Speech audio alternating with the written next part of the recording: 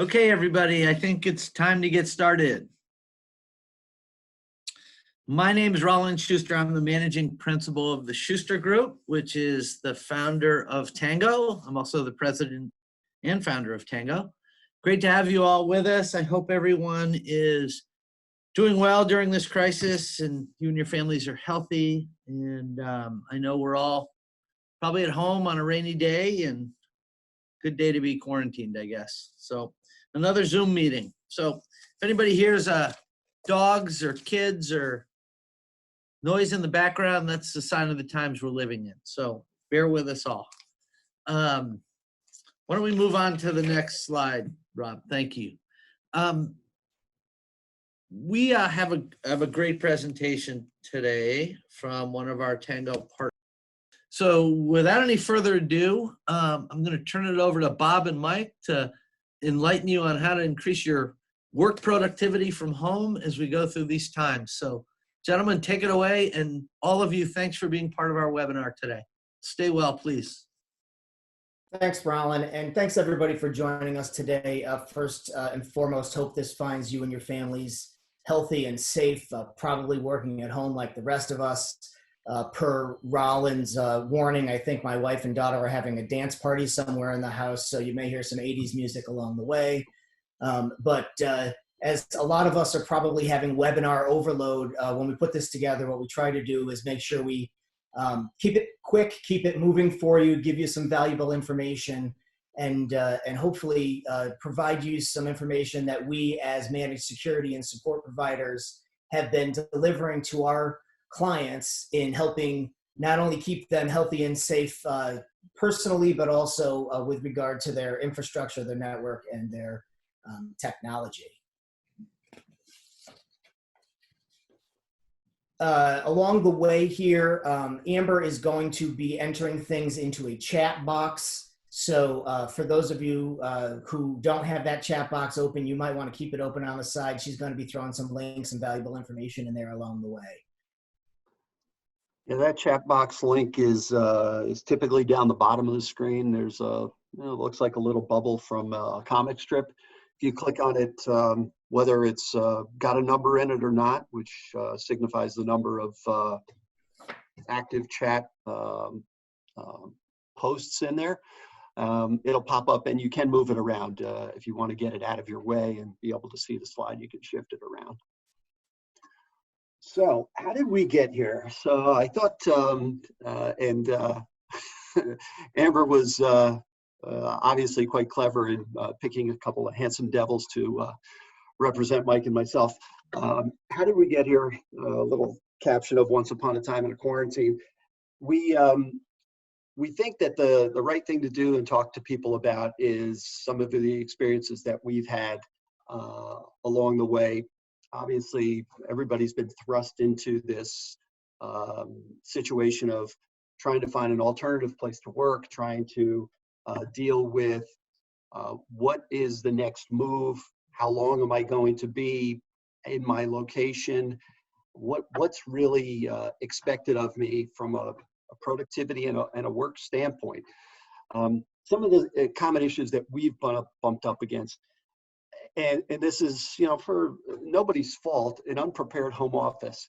It could have been a mess. It may not have been in a home office at all. There might not have been a need for one.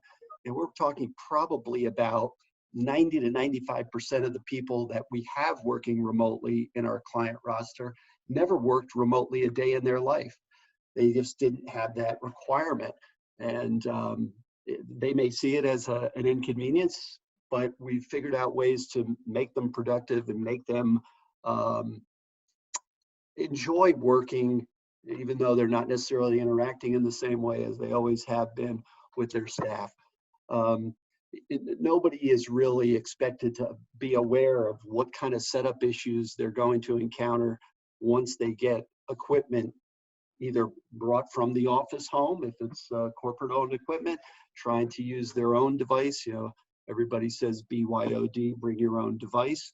Those types of issues are going to manifest themselves when you're putting equipment into a place where it's never been before. Strangely enough, what we've bumped into from a provider standpoint is equipment shortages. All of a sudden, literally hundreds of thousands of people need equipment to work remotely across the country, and there's not enough in the pipeline, in the warehouses. Just a quick story, we had somebody looking for Chromebooks, figuring that they could use those for remote access into their network, which they could. I've got one sitting right next to me that that I've tested and works up against our network and a couple of our client networks that I used it for. And 264 of them came into stock at 1 a.m. at one of our warehouses. By noon the next day, they were all gone. Luckily, the client pushed the button at 11:30. We were able to get him 5 of them, but you know, wait another half hour, gone, got to wait another day. It's those types of things that really are a surprise to everyone, I think. And you know, I think it's pretty obvious that this is absolutely new territory for all of us. We don't anticipate this type of thing happening, but everybody's been forced to react. Click. So next slide, please. So just a quick word about productivity. You know, we want to talk about exactly how people can be productive along the lines of working remotely, working in a, let's say, just a foreign atmosphere. How can I work efficiently at home? And how am I going to be able to make sure that my staff can work and be productive in that same environment? Next slide, please. So Amber threw up a couple of slides here that have quotes on them. And to be quite honest, some of these folks, I had to actually look up who they were. I probably should know, but I didn't. Paul Meyer, who's probably the inventor, if there was somebody, for self-improvement, says Productivities, it's never an accident. It's the result of commitment to excellence, intelligent planning, and focused effort. And, you know, not everybody had that planning and focus going into an event like we're dealing with today. But I think 2 things have happened. People have been forced to react and have reacted successfully. We've been able to help folks be productive, get connected, whether they had a plan in place or not. And I think going forward, people are going to think very hard about how this will impact them going back to work, which we're going to talk about that in a separate plan that we have, a phase 2 of this. Next slide. So some of the things that we've run up against, you know, this acronym up top, I don't know if anybody has seen it before, but WFH is not what everybody thinks. It's work from home. Some of the things that are truly what we think best of and help people to be productive. We thought about just phones, but it truly is phones and fax. After I talked to one of our clients the other day, he's got 6 locations.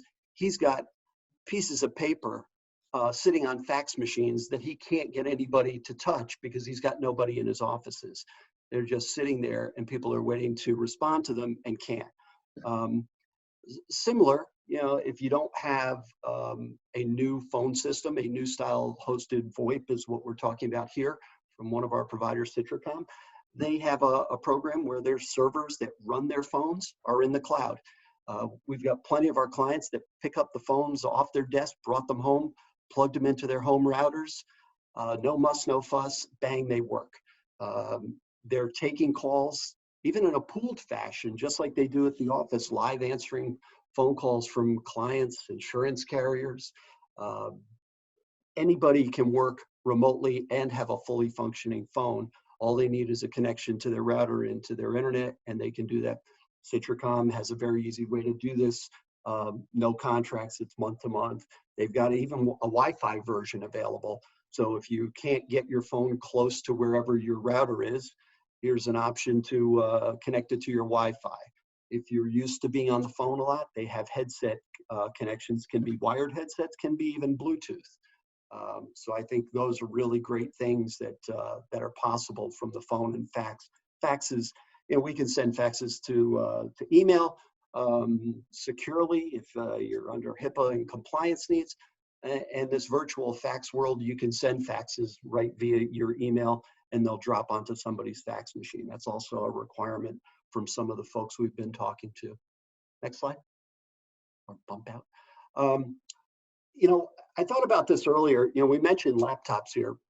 We've got plenty of people, as strange as this might sound, grabbing desktop computers out of their offices and bringing them home. It's not the perfect portable scenario, but it does work, and we've got plenty of folks connecting into their offices with those devices. Obviously, laptop are much more portable. Can put it almost anywhere. You want to sit on the couch and do your work, you can do that. If you can get a quiet place, it's better. But it is I think it's an ease of use. I'm talking to you on a laptop right now, hooked up to a docking station, and I commandeered one of my kid's gaming monitors. He's got a 27-inch super widescreen, and I can fit multiple panes on it and get as much work done remotely as I can in the office. I've got multiple peripherals. I've got external keyboard and mouse. I'm not sitting there on the little laptop keyboard and having to deal with that. I've got full-size keyboard and full-size mouse. I move them around, and you can do the same thing with wireless printing. We've got some of that in my home office where you can print from anywhere on the network. Those are things that I think can make you as productive as you could be, just like being in the office.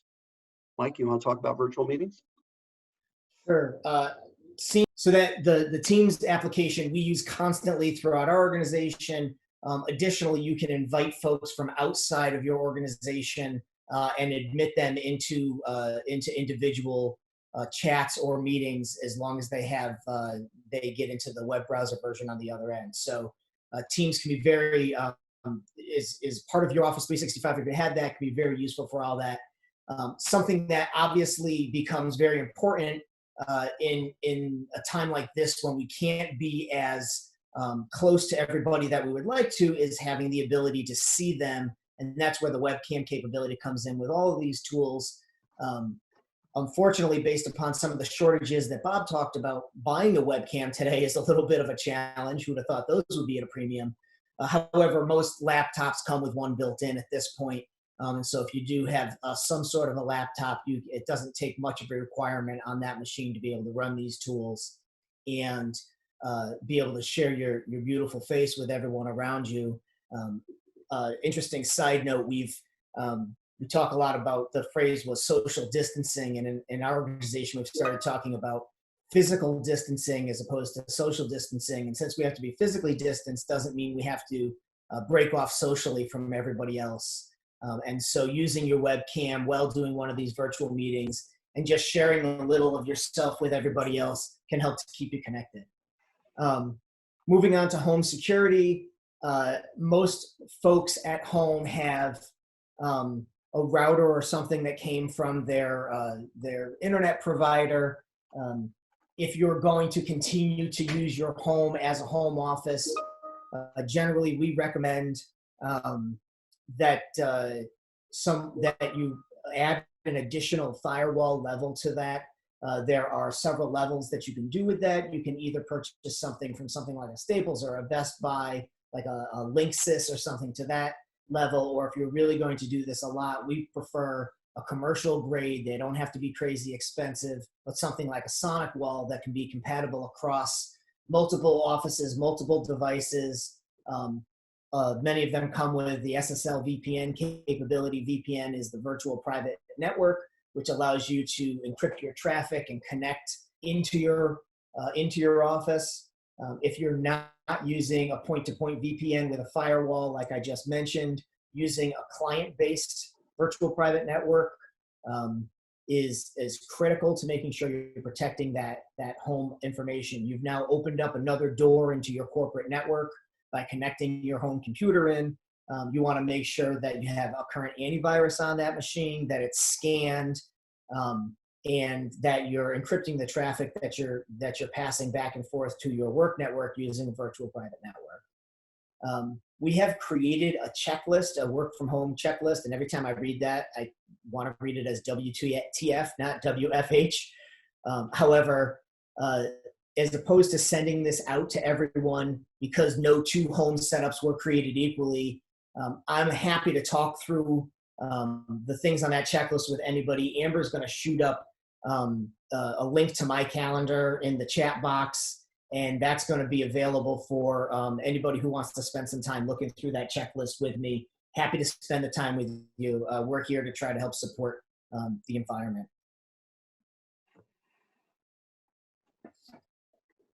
So now you've got your, sorry, you've got your equipment, you've got it set up to be able to get into the office, but you need to talk a little bit about where you're going to set this up at home and how that's going to look. And I'm going to hand over to Bob to spend a little time talking about that. Yeah, a disorganized workspace means exactly that. Disorganized work habits and sloppy work environments mean usually equals sloppy results. So this picture is going to come with I think Amber's going to pop up a polling question here that we'd love for you guys to answer, just to add a little fun to this. So does your work environment feel like this? It doesn't actually have to look like this, but I do agree with feel like this. Just pop in a quick answer, but it's all anonymous, so we don't care what the answers are and who they're coming from, but we just thought we'd have a little fun with what's going on here in the environment. It's tough sometimes trying to deal with finding a quiet space in your environment and trying to stay organized. And that's one of the things that I want to talk about here for a couple of minutes. I've been on calls with clients almost nonstop every day for 3 weeks now, talking through situations of people grabbing equipment from, quite honestly, an empty office in most circumstances and bringing it back to their house, or talking to them about equipment. I talked to someone the other day. They hadn't taken their Christmas present out of the box. It was a brand new laptop, and they finally, quote unquote, had a reason to take it out of the box because they wanted to connect to their office 3 months later. So one of the things that you will, if you haven't realized already, is a critical component of this, the location of your router versus where you're going to try to work. I spoke with someone probably 2 weeks ago, and she had her temporary setup in her kitchen, and she thought that was a perfect spot. She could see the TV from there, it was centrally located. And I said, well, you have your phone from the office and you want to be able to plug that in and use that. Where's your router in relation to your kitchen? Oh, it's all the way down the other end of the house. I said, well, what does that mean? She said, well, we have a pretty big house. It's 4,000 square feet, so it's probably 50, 60 feet away. I said, well, you've got a choice. You can pick yourself up and all your equipment, move down the hall to wherever that is, if it's a convenient spot. And it actually was designed as a den/home office. They just weren't using it as that. Or you could get yourself a 75-foot cable and run it down the hallway and connect your phone that way. In this particular case, she chose to pick her stuff up, move it down the hall. She called me back, plugged her phone in. I ran her through probably 5 or 6 keystrokes on the phone, rebooted the phone, and boom, she was using the phone just like she was in the office. So it was a key point for her. There's all kinds of different routers. Mike was just talking about this. You get your standard cable router. I say cable, could be DSL or whatever other technology you're using to get connected. But that router that they provide may have enough ports for you to do what you need, may have enough security. The Wi-Fi may or may not have enough strength behind it. Or you can have a commercial caliber router that's added onto your cable modem. That's another way to go. One of the instances we found out was both ports in the back of somebody's cable router were taken up by a printer and their streaming media box. Okay, you got to make a decision. You go get another router or unplug one of those devices and sacrifice it while you're trying to get your phone and your computer connected. Wi-Fi frequencies. There are two typically. You'll see them maybe sometimes 2.4 gigahertz and 5 gigahertz. They are very, very different. 2.4 is more like, it acts more like cell service. It broadcasts and goes through walls and it ignores a lot of obstacles.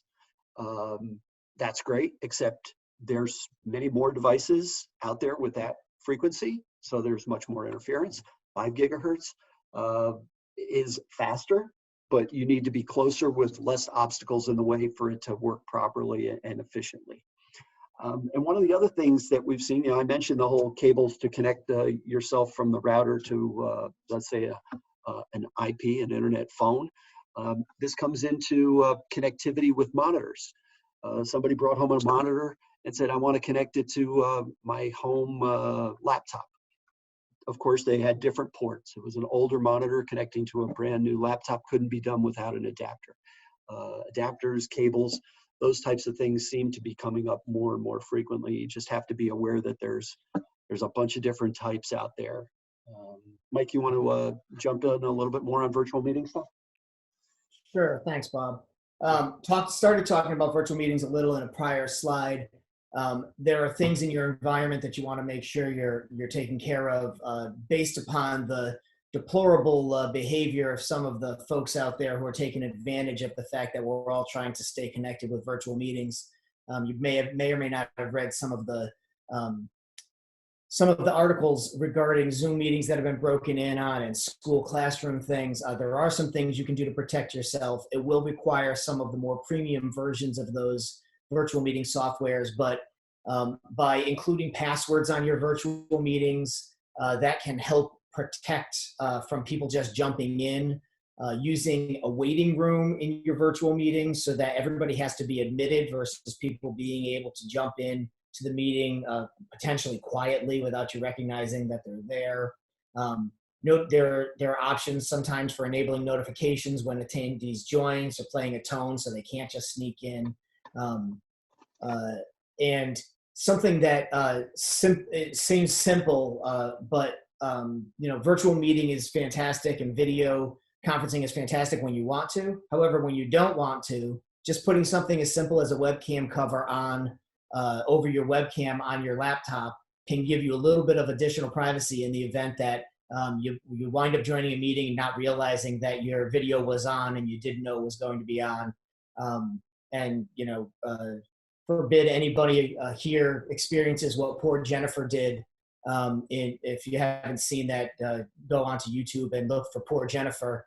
It was an awful experience for somebody on a large Zoom meeting. As far as quiet location goes, again, the picture kind of says the whole thing. The way I look at it is my whole family is working and schooling from home. We're all working very hard to respect each other's space when we're doing something, trying to be productive.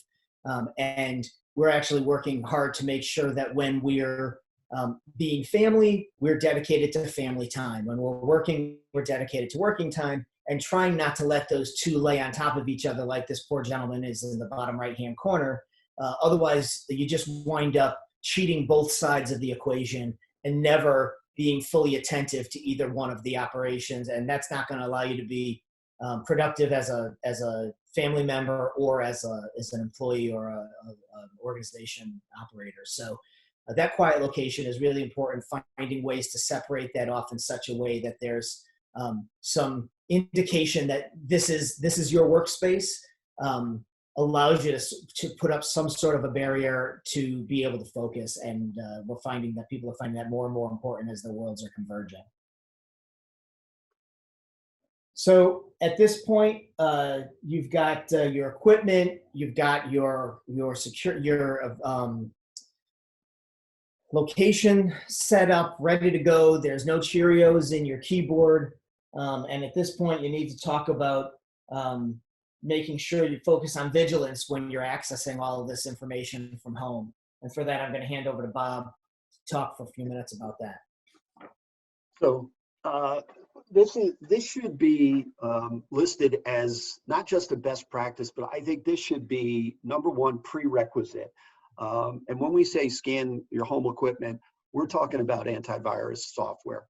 Um, every single machine ships that has a Windows operating system nowadays comes with Windows Defender. At least have that product. If you don't have another antivirus solution, do a full scan of the machine, and that should be done before you're connecting it up to your network.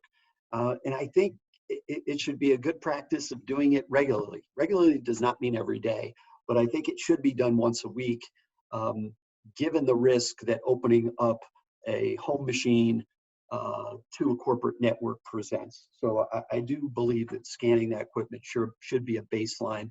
And then, if you run into issues, obviously contact your IT department, your IT provider, and discuss exactly what happens from there.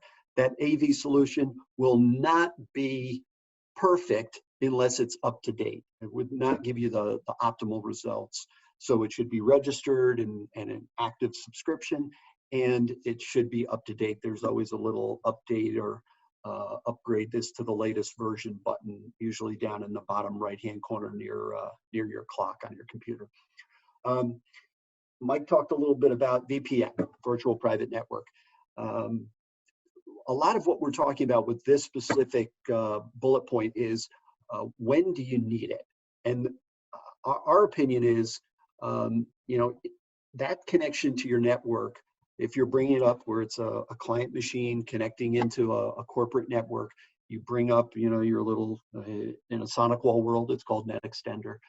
You hit your connect button, you type in your credentials, and boom, it establishes a connection, and it basically takes your piece of equipment and puts it on the network in the office and allows you access to resources. What we're really concerned here about is, when do you need it? When should you use it?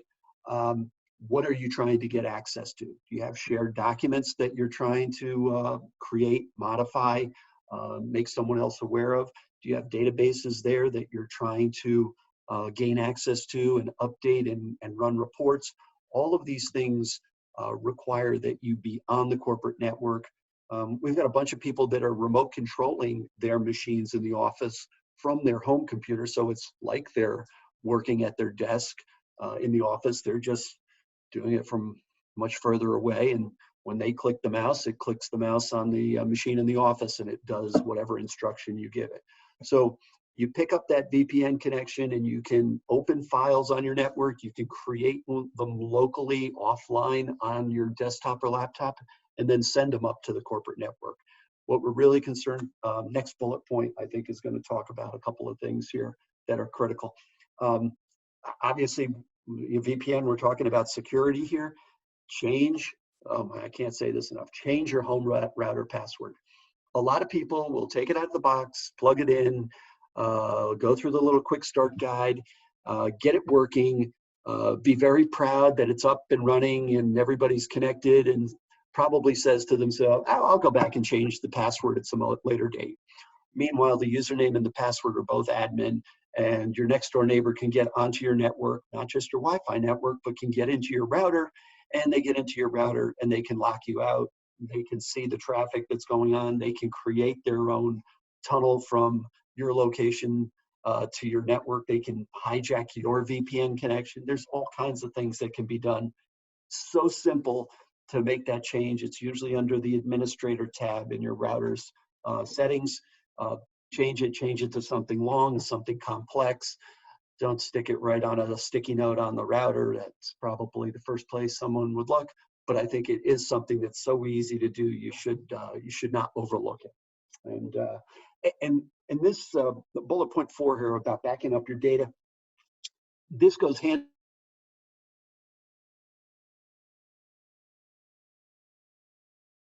Home machines, maybe they're backing up a section of them that has pictures of the family. It's critical, if you're creating corporate data, that it is getting saved up to shared drive. And we say shared drive, it doesn't necessarily have to be shared data. It could be in a private directory folder that you're the only one that has access to it up on the corporate network. Sure, you can work offline. You could save it to the desktop as, let's say, a temporary location. But I think the real move is to make sure you're connected on the VPN and send that data up to the office network. I think as a final point here, in the next bullet point. I'm not trying to slap anybody's hand here, but if it is corporate equipment, your kids should not be on it. It should be dedicated for your use. If you're in a shared equipment environment, which many people have it, and at times around here in my place, I jump on a kid's machine if I need to. I think you want to monitor their use specifically, because you don't want someone by mistake clicking something, infecting the machine, and then what we're all worried about is that infection then migrates up to the corporate network and impacts the office. That's really what we're concerned about. And as with some of the other stuff that we talked about, we've got a best practice guide that Amber just posted into the chat box. This is all stuff that you're able to pop up. You can copy and paste that, and it's there for your education. Next slide. So it being in the managed security service business, we are trained and try to train all of our clients to never let your guard down as a general rule. One of the ways that happens, the acronym up there, EAT, is employee awareness training. This is making sure people are aware of the kinds of things that are going on, being vigilant about what they click on, what they download, what they answer, where they go on the internet, etc. And unfortunately, in situations like this, those deplorable folks that I mentioned before take massive advantage of the vulnerability that we all have, and that we're trying to keep our organizations running, and we're trying to continue to be productive. And so massive scams start and have started around COVID, like they do in natural disaster situation or any type of a situation that becomes worldwide. One of the things that's happening particularly right now is that recreational hackers, these are amateurs, but it doesn't take much to create a phishing email and a piece of ransomware and send it out to a bunch of people and see if anybody bites. And unfortunately, these recreational hackers have a lot more time on their hands right now. So massive amounts of phishing emails and ransomware have been sent out around COVID, luring people in to click on links to learn valuable information or figure out where they can buy, wipes or toilet paper or whatever it is. And their machines are getting locked up. They're getting locked out of their machines, or malware is being injected into their machines, which are then making it back into their corporate offices. The professionals are still in on the game as well, but the volume has just really, really increased with these recreational hackers. There's a lot of domains being registered that look like COVID or Zoom or Google Classroom with one or two letters changed, trying to lure people on there to try to log in. And once you try to log into the Zoom account with your credentials, even though it's ZOON.com instead of ZOOM.com, they've now got your credentials, and they can get into your Zoom account and hijack your meetings. And if your meetings are including, company confidential information, etc., all of that becomes knowledge to these deplorable people. Allows a lot of infected sites claiming to carry goods such as masks and hand sanitizers and probably toilet paper as well. And so people are desperate for some of these things. They're going out to these sites, they're putting their credit cards in, and either A, the goods that they're buying aren't actual legitimate goods. They're just a jug of water instead of actual antibacterial sanitizer, or they're never going to see anything at all, and they've just gotten their credit card stolen as they put it in on these sites. Again, in times when people are desperate and they're looking for solutions, people will do things sometimes in a hurry without thinking it through. And we're really trying to help people understand how vigilant they have to be around these types of things that are happening out there. Amber, you can go to the next slide.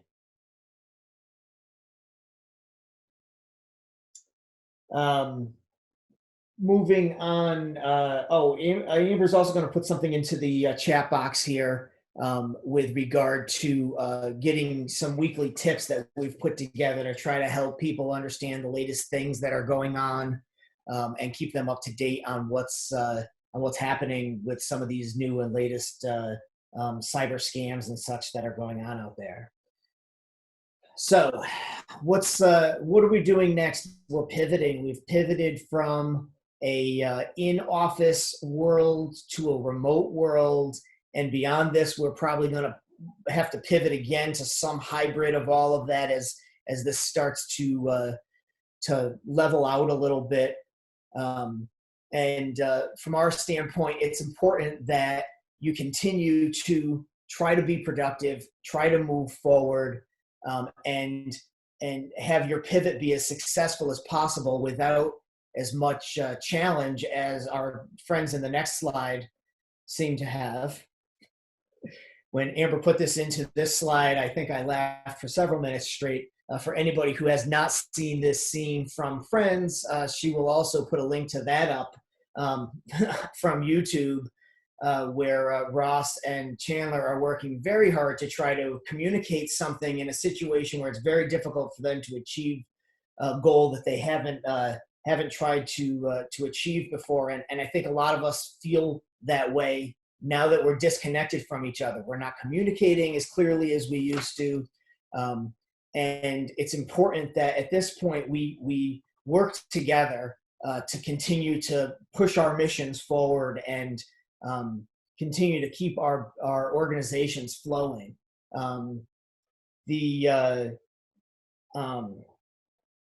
The concept here in the first bullet of put your mask on first, probably all of us have been on a plane at one point or another, and if we could break away from our Kindle for long enough, watch the flight attendant tell us to put our mask on first before helping someone else. We're trying to use this concept here as well, not only physically, if you're going to go into the grocery store, put your mask on, stay safe, but also sort of intellectually as we're trying to protect our organizations, protect our own technology, protect our intellectual property and our data. Keep your physical hygiene and your computer hygiene in mind at all times as you're going through what you're going through, to make sure that you're being vigilant about protecting what you have. Communicate often. This is a challenge for a lot of us. I'm a face-to-face guy, and it's killing me to be in my house and not able to be face-to-face with the rest of my team. So we're doing things like team lunches, and this afternoon we actually have a team happy hour scheduled, and we're all dialing into a Zoom meeting. You see how old I am because I said dialing in instead of connecting in. But we're getting into a Zoom meeting just to see each other's faces and catch up a little bit. Communicate with your constituents of your organizations, whether it's your employees, your clients, and make sure everybody knows what you're doing and how you're doing it to keep your mission flowing. We're big on this people first philosophy. Again, I mentioned this before. Social distancing is the phrase that was introduced here, but it's necessary for us to be physically distanced, but try not to be as socially distanced. Try to continue to connect with people any way you can during this difficult time. Use the technology we've recommended here in a secure fashion to try to find a way to do that. And be informed but not obsessed. Do what you have to do. Stay safe, but don't let this take over your life in every possible way that prevents you from being able to continue to be productive as a human and as someone in your organization. This is not a forever normal. This is something we have to do to be socially responsible, to end this pandemic. But we will go back to a new normal, and it may not be the normal we knew before all of this. Maybe some hybrid after all of this, in a situation where remote working is something that is more accepted than it was before. But let's find a way to make that a benefit instead of a detriment by taking advantage of the things that we've seen here today.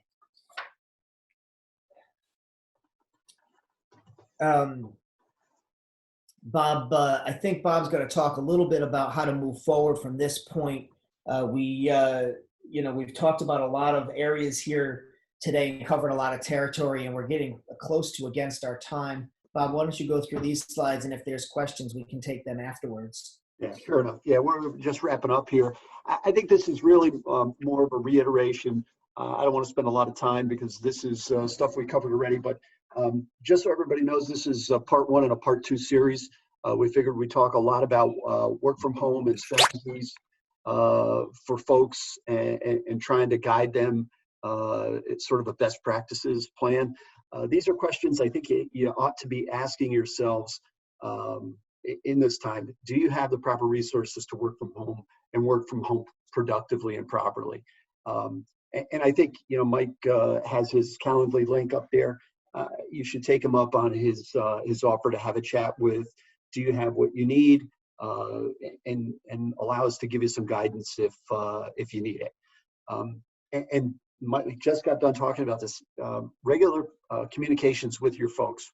That's staff members, volunteers, donors, vendors, anybody that you normally communicate with. Don't cut that off. You want to keep that line of communication open.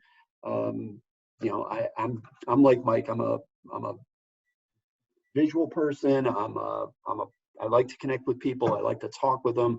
I'm not just a pure emailer. And I enjoy talking to people, whether it be on the phone or in person. And I can really, I think, get my point across much easier that way. So I think that's something that everybody could take away from this.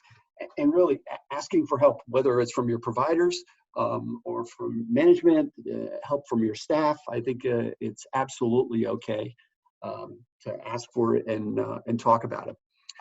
There will be a link to this that's going out to everybody for the second phase, where we're going to talk about what preparations do you need to make in order to move back into the office and whatever that new norm is, and what we've all learned from being able to work remotely and how we were productive, and maybe some things that should change to make it easier for people to work remotely. Here are some of the resources that we've been talking about, including that link that I just mentioned is down at the bottom for signing up for the second phase at the end of the month, when we're going to talk about preparing and returning to the office and how those things might be the same and probably will be somewhat different. And these other links are other resources that have been posted in the chat box and are available for you. I don't want to take any more time. I'd rather take questions if anybody has them. Are there questions, Amber? There aren't any at the moment.